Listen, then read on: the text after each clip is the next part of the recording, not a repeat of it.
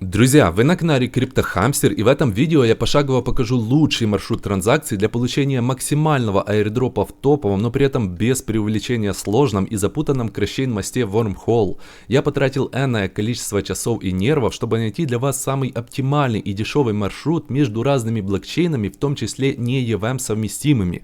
В противном случае вы с большой вероятностью рискуете попасть в ситуацию, где ваши средства застрянут на полпути или окажутся неликвидными, и вам придется часами изучать сложные технические особенности этого моста, чтобы решить проблему. Все это за вас уже сделал я, чем надеюсь заслужить на лайк и комментарий. При этом мы повзаимодействуем с мостом таким образом, чтобы заодно прогреть кошельки под потенциальные новые аирдропы от Aptos и проектов на Solana.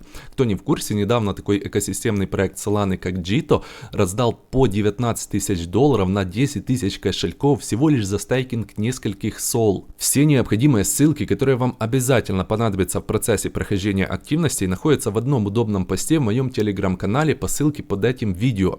И даже в случае, если вы прямо сейчас не сядете делать активности, я настоятельно рекомендую сразу посмотреть это видео до конца, чтобы понять, почему выбранная стратегия самая оптимальная и почему вообще в принципе нам обязательно нужно делать активности в Wormhole. Итак, поехали.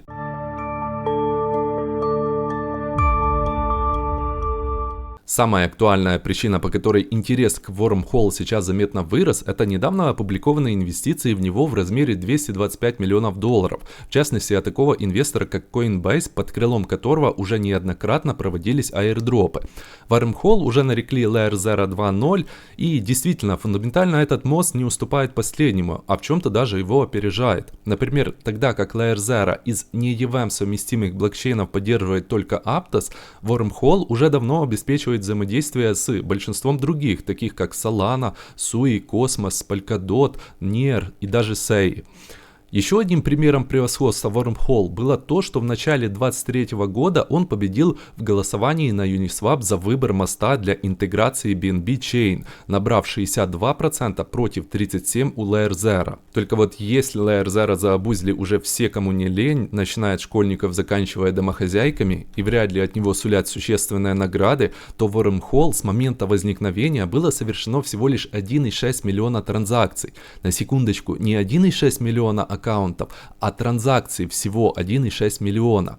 Для сравнения, в Layer Zero их суммарное количество на сегодня уже составляет 86 миллионов. Возможно, вы подумали уже, что это не совсем корректная статистика, но она взята с недавно запущенного их официального сканера Wormhole Scan. Кроме этого, если сравнивать эти данные с теми, что есть на других сервисах, например на DAppRadar, можно убедиться, что и здесь она примерно такая же.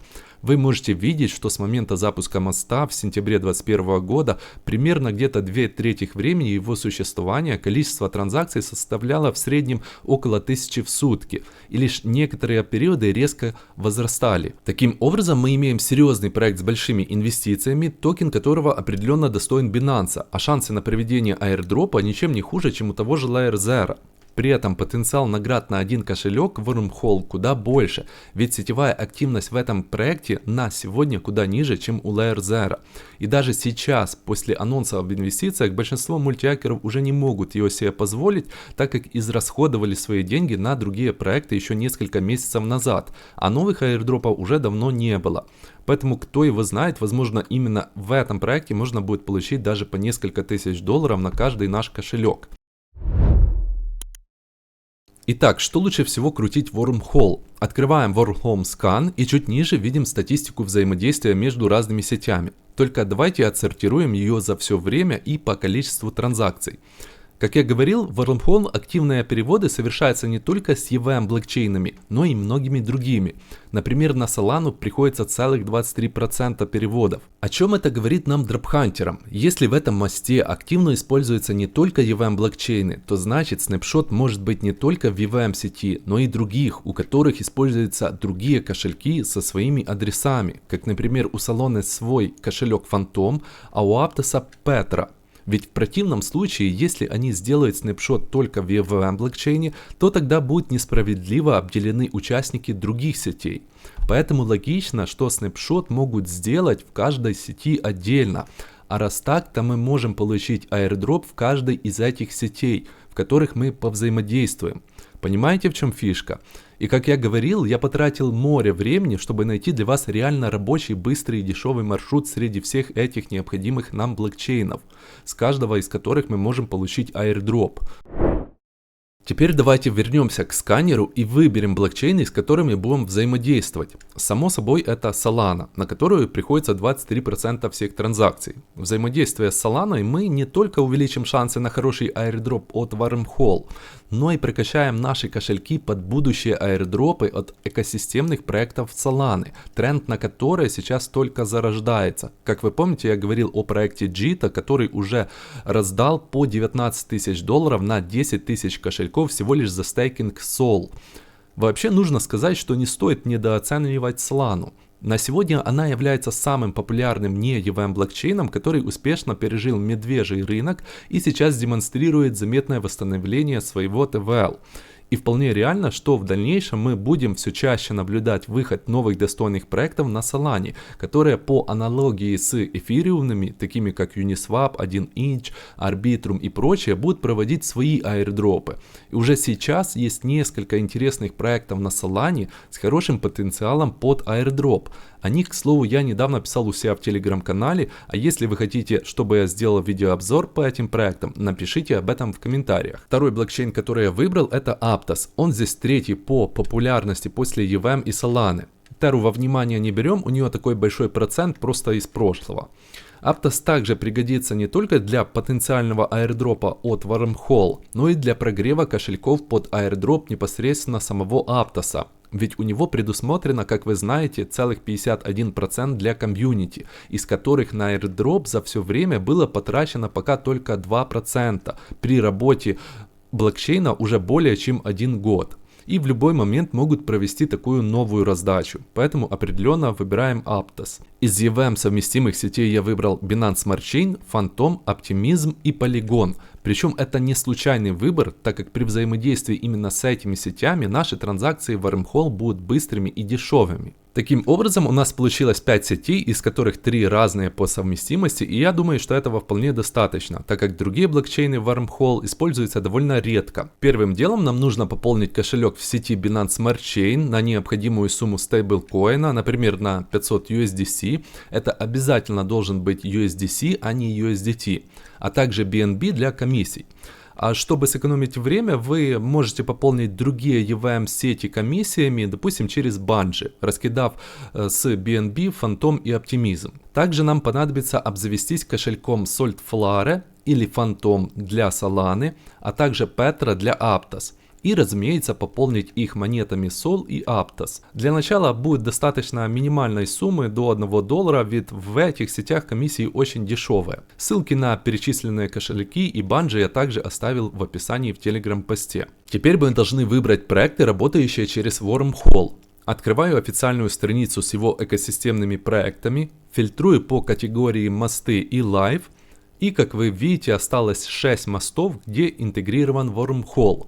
Но примерно в 99% случаев нам понадобится лишь один. Это Portal Bridge. В нем есть практически все комбинации обменов, и он является официальным, в то время как остальные это сторонние решения, в которых Wormhole интегрирован лишь частично. А точнее, транзакции в них будут проходить через сеть Wormhole только лишь при использовании определенных связок. А в остальном они будут идти через сторонние мосты. А это значит, что их необдуманное использование никак не приведет нас к airdropу. Например, в таком агрегаторе как Rango, где на первый взгляд большой выбор для обмена между сетями, сейчас нет вообще ни одной доступной связки обмена через Wormhole. По крайней мере, я их не нашел, и модераторы их Дискорда по моей просьбе тоже. Также, если мы откроем страницу с транзакциями Wormhole Scan, то увидим, что большинство транзакций проходят именно через Portal Bridge. А там, где видим просто черточки, это и есть стороннее приложение. Просто данный сканер был запущен буквально недавно и, видимо, пока еще не все умеет правильно отображать. Тем не менее, помимо официального моста, в конце мы также повзаимодействуем и с другими проектами. Открываем Portal Bridge, и вот что бы я вам здесь не рекомендовал делать, так это бриджить куда просто вздумается, потому что пока я искал оптимальные маршруты, у меня раз 5 складывалась ситуация, где мои монеты застревали так, что потом стоило нервов их достать обратно. То транзакции слишком долго идут, то монеты где-то застревают и нигде не отображается, то приходят какие-то неликвидные, с которыми ничего невозможно сделать. В общем, если вы хотите сэкономить время, нервы и деньги, можете следовать такому готовому маршруту, который выглядит следующим образом. USDC сети Binance Smart Chain бриджится в Aptos, затем в Phantom, потом в Solana и в конце обратно в Binance Smart Chain. И суммарно за все время я думаю, что стоит сделать хотя бы 10-15 таких кругов на случай, если снапшот будет делаться в каждой сети отдельно, чтобы у нас в каждой из них было достаточно активности, чтобы везде пройти по минимальным критериям и везде был airdrop. Причем, чтобы эти маршруты один в один не повторялись, вы можете переставлять очередность переводов между этими блокчейнами как угодно, они будут такими же эффективными. И да, это просто мой пример для вашего старта, вы можете пробовать делать и по-другому, но вам стоит досмотреть это видео до конца, чтобы знать, как решить проблемные ситуации, которые часто возникают при использовании этого моста. К слову, почему в этом маршруте везде используется только USDC? Дело в том, что у Wormhole передаются обернутые токены. То есть наш стартовый USDC, принадлежащий изначально сети Binance Smart Chain, так и останется USDC, принадлежащим этой сети, даже когда будет находиться в других блокчейнах. У него даже на всем пути будет метка USDC BSK. И дело в том, что по-нормальному продать его можно будет только, когда он вернется обратно в Binance Smart Chain. Ну и давайте теперь проверим маршрут на практике. Вверху я выбираю кошелек MetaMask, сеть Binance Smart Chain и токен USDC. Внизу, соответственно, Solflare, сеть Solana и токен также USDC. После этого ввожу нашу сумму обмена.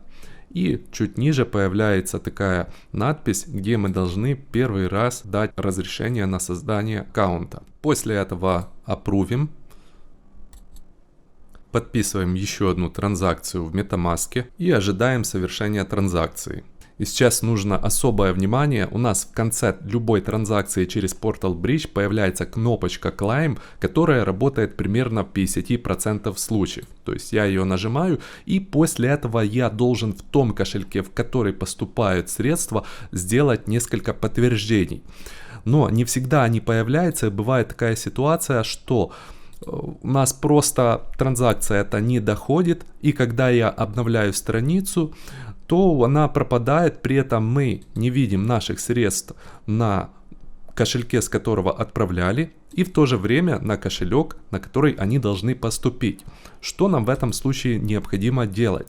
Нужно открыть страничку Redeem, ссылочку на которую я оставлю в описании. И в данном поле я должен выбрать не ту сеть, в которую совершает транзакцию, а из которой, то есть Binance Smart Chain в нашем случае. После этого приконнекчиваю кошелек и чуть ниже вставляю хэштег транзакции этой сети, то есть той, с которой я совершаю транзакцию. Соответственно, как нам ее найти? Я должен открыть Binance Scan, ввести здесь наш кошелек, найти последнюю транзакцию, вот она, скопировать ее и вставить в это поле. Если я все сделал правильно, вот эта кнопочка загорится, в противном случае нет.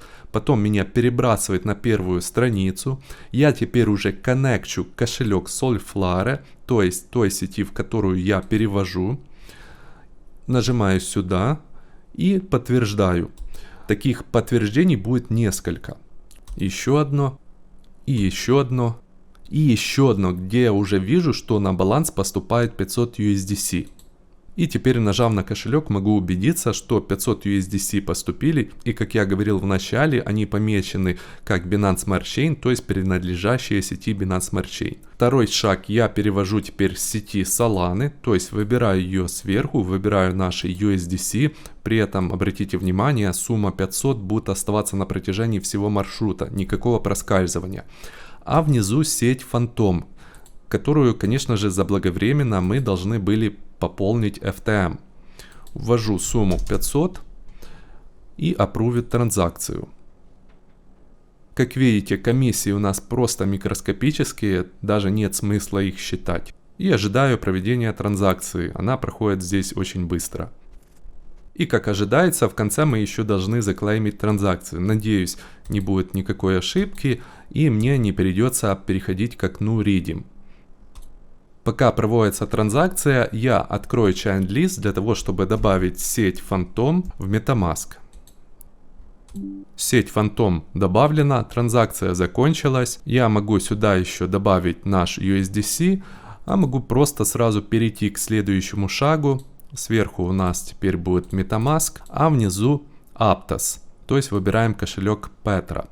И соответственно опять же ввожу 500 USDC, аппрувю транзакцию и совершаю. Еще одно подтверждение в MetaMask, комиссии около нулевые. Буквально за мгновение транзакция закончилась и мне осталось ее заклеймить. И теперь завершаем наш круг, возвращая USDC обратно в сеть Binance Smart Chain. Сверху выбираю Aptos, внизу Binance Smart Chain, USDC, ввожу необходимую сумму, аппрувить транзакцию. Буквально мгновение и транзакция завершается, комиссии также микроскопические, клеймлю. И вижу в MetaMask, как все наши 500 USDC вернулись обратно в Binance Smart Chain. При этом мы потратили буквально там максимум от силы $0,5. И как я уже говорил, нам нужно совершить такой круговой обмен не один раз, а хотя бы за все время 10, 15, 20, для того, чтобы в каждой сети пройти по минимальным критериям, так как в каждой из них может быть airdrop. Сколько в какой сети транзакций мы можем очень удобно отслеживать в Wormhole Scan. Я открываю страничку, копирую адрес MetaMask, после чего забиваю ее сюда. И точно так же открываю еще раз, чтобы забить кошелек Solana. И еще раз, чтобы найти наш кошелек Petra с Aptos. Как видите, вот все транзакции, которые я совершал кошельком MetaMask. Здесь, правда, есть несколько старых. Сегодняшние, вот их буквально несколько. Все они здесь отражаются. Страница с кошельком Solana еще пока не прогружается. Видимо, нужно какое-то время. И Aptos прогрузился. Как видите, здесь две транзакции. Соответственно, чтобы получить airdrop в сети Aptos, если это именно так будет работать, то, конечно же, нам нужно, чтобы их здесь было гораздо больше, чем две. К слову, для того, чтобы набить побольше транзакций в Aptos и Solana, мы можем просто выбрать эти две сети и между ними совершать обмены. Также при совершении определенных бриджей бывает такое, что приходят какие-то неликвидные монеты, которые даже не отражаются ни в Portal Bridge, ни в MetaMask. А бывает так, что отражается в MetaMask, допустим, у нас есть стандартный USDC, а здесь какой-то еще один появляется неликвидный, который все равно не отражается в Portal Bridge. Что в таком случае делать? Мы должны выбрать здесь сеть, ту сеть, с которой мы, собственно, испытываем проблемы, и нажать More Token. Нас перебрасывает на страничку, там, где мы клеймили наш токен, только на первой вкладочке. Выбираем необходимую нам сеть, в которой мы пытаемся найти наш токен, коннектим, кликаем сюда и в данном поле вводим адрес смарт-контракта того токена, который у нас не отображается. Можно, например, воспользоваться дебанком, ввести в поиск наш здесь кошелек, перейти во вкладочку транзакции и найти нашу транзакцию, в которой не отображается токен. После этого перейти на обозреватель и здесь найти адрес смарт-контракта этого токена, скопировать и вставить сюда. После чего он найдется и вы сможете совершить транзакцию. С Portal Bridge мы закончили. Давайте теперь при помощи такого проекта, как Caria, я попробую забриджить NFT-шку. Перехожу на сайт, выбираю в нем вкладочку NFT, подключаю MetaMask слева и справа. Слева я выбрал Binance Smart Chain, потому что в этой сети обычно пользователей больше всего находится разных NFT-шек. Если их нет, то их нужно будет создать вам на OpenSea или Blur. А справа я выбрал сеть Optimism, пробовал перевести в некоторые другие, транзакция не проходила. Выбираю NFT, любую, которую вам не жалко, аппрувю транзакцию и теперь провожу. Здесь нам нужно немного подождать, после чего также сделать еще одно подтверждение. Нас автоматически просит перейти на сеть Optimism и точно так же клеймим, как и в остальных транзакциях на Portal Bridge. И последний проект, которым мы воспользуемся, это Allbridge. Он создан специально для перевода стейблкоинов. Приконнекчиваю наш MetaMask, и так как наши USDC находятся в сети Binance Smart Chain, именно с нее мы будем переводить. Но если я кликну сюда, вы увидите, что есть здесь только USDT. Для этого мы воспользуемся 1 инч. Здесь я просто сделаю небольшой обмен с USDC в USDT. Можно, в принципе, максимальную сумму. Но давайте я сделаю не всю, потому что, возможно, там есть проскальзывание. Нам просто главное взаимодействовать как можно с большим количеством проектов, а объем транзакций мы можем набить и с помощью Portal Bridge, потому что они там дешевые. Теперь у меня есть USDT, возвращаюсь сюда, перезагружаю страничку, чтобы он здесь отразился, и выбираю то, куда я буду совершать обмен. Я говорил, что мы повзаимодействуем еще с одной сетью EVM, это Polygon. Соответственно, конечно же, для того, чтобы потом вернуть средства обратно, в Polygon у нас также должна быть комиссия. Пока здесь совершается транзакция, я могу вернуться к Allbridge, и обязательно мы должны открыть это поле и выбрать Wormhole, иначе у нас транзакция будет проходить через другое решение. И единственная по-настоящему длительная транзакция у нас это та, которая идет с полигона в Binance Smart Chain. Но мы взаимодействуем с этим проектом один раз, поэтому это не проблема. На этом на сегодня у меня все. Пишите в комментариях, если хотите обзор экосистемных проектов на Solana, которые могут раздать airdrop на примере того же, что был недавно у Jita, вознаградивший пользователей по $19 000 на аккаунт. И до скорых встреч!